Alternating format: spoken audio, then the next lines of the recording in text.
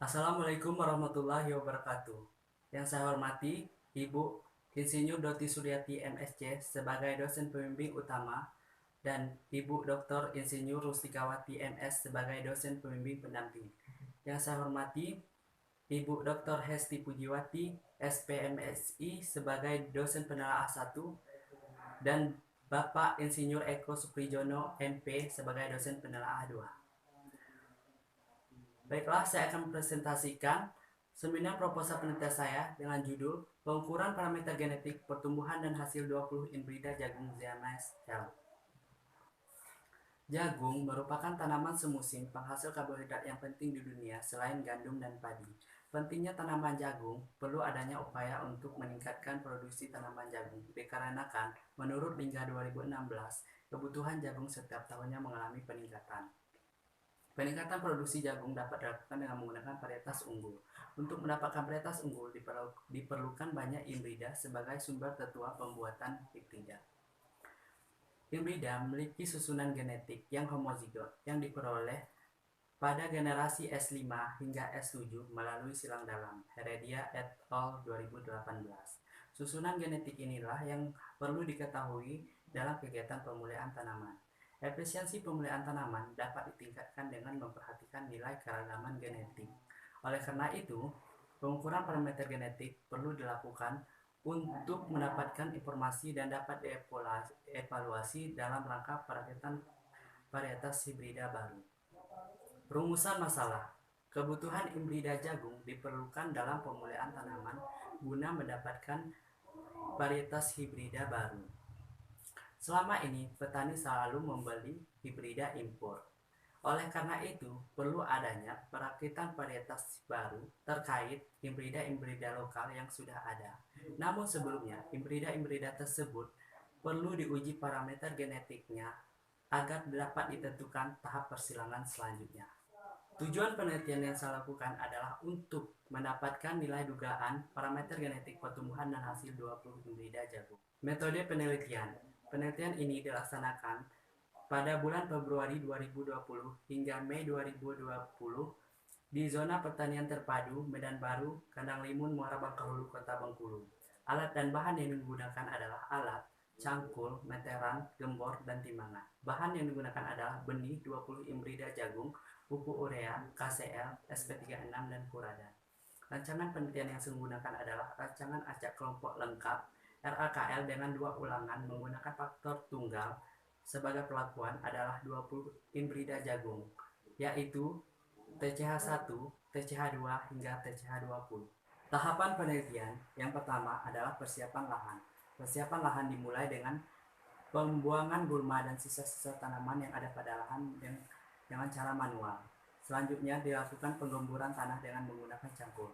Kemudian dilanjutkan dengan pembuatan blok petakan dengan ukuran 4 meter x 16,5 meter yang ditanami dengan 20 imbrida jagung dalam baris dan terdapat 2 baris tanaman pinggir. Setiap baris terdapat 16 tanaman dengan jarak antar tanaman adalah 25 cm dan jarak antar baris adalah 75 cm sehingga didapatkan populasi dalam satu blok sebanyak 352 tanaman. Kemudian yang kedua adalah penanaman. Penanaman dilakukan dengan memberikan 2 benih jagung ke dalam lubang tanam yang dibuat dengan cara ditutup. Dilanjutkan dengan pemberian furadan 5 hingga 10 butir ke dalam lubang tanam agar terhindar dari serangan serangga. Dan lubang tanam selanjutnya ditutup kembali dengan tanah yang ada di sekitarnya. Yang ketiga adalah pemeliharaan tanaman. Pemeliharaan tanaman meliputi pemupukan, penyulaman, penjarangan, penyiraman, pembumbunan, dan pengendalian guma dan hama penyakit. Pemupukan dilakukan pada saat penanaman. Pupuk yang digunakan adalah pupuk urea 300 kg per hektar, KCl 203 kg per hektar, dan TSP 200 kg per hektar. Penyulaman dilakukan pada 1 minggu setelah tanam. Penyulaman dilakukan pada tanaman yang tidak tumbuh atau mati. Penjarangan dilakukan pada saat 2 minggu setelah tanam. Penyiraman dilakukan setiap sore apabila tidak terjadi turun hujan. Pembumunan dilakukan pada 4 minggu setelah tanam. Tujuan dari pembumunan adalah untuk memperkokoh batang agar tidak mudah roboh. Pengandaian gulma dilakukan dengan cara manual dan mekanis, yaitu dengan cara dicabut dan dengan cara disaring. Pengandaian hama dan penyakit dengan cara mekanis, yaitu dengan menggunakan semprotan atau spray. Kemudian tahapan yang keempat adalah panen. Panen dilakukan pada saat tongkol sudah memasuki kriteria panen atau masa fisiologis, yang ditandai dengan kriteria kulit tongkol sudah kering, biji sudah bernas, dan bentuk sudah mengkilap. Adapun variabel pengamatan yang sama yaitu tinggi tanaman diukur dari pangkal batang hingga batasan luas antar batang dan bunga jantan. Selanjutnya jumlah daun diukur pada fase generatif dengan cara menghitung daun yang telah membuka sempurna. Kemudian diameter batang diukur pada batang ruas kedua, dilakukan pada saat tumbuhan memasuki fase generatif.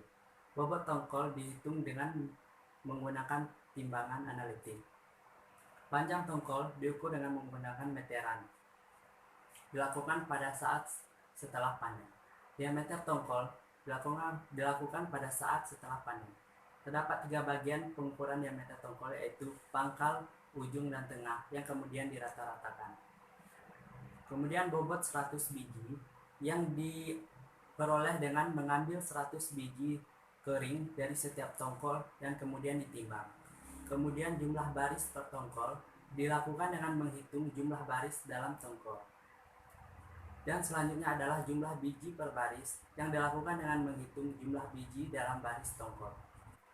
Analisis data. Data hasil pengamatan akan dianalisis secara tasditik menggunakan analisis varian ANAPA pada taraf 5% dan analisis ragam berdasarkan TKT, taksiran kuadrat tengah, dilanjutkan dengan DMRT. Denah penelitian. Terima kasih. Wassalamualaikum warahmatullahi wabarakatuh.